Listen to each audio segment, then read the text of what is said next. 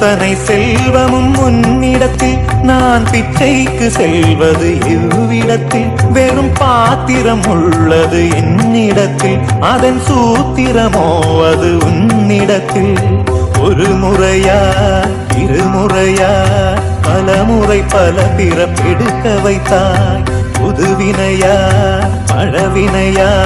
கணம் கணம் தினம் என்னை துடிக்க வைத்தாய் பொருளுக்கு அலைந்திடும் பொருளற்ற வாழ்க்கையும் துரத்துதே உன் அருள் அருள் அருள் என்று அலைகின்ற மனம் இன்று பிதற்றுதே அருள் விழியால் நோக்குவாய் மலர்பதத்தால் தாங்குவாய் உன் திருக்கரம் என்னை அரவணை துணர் அருள் பெற பிச்சை பாத்திரம் ஏந்தி வந்தேன்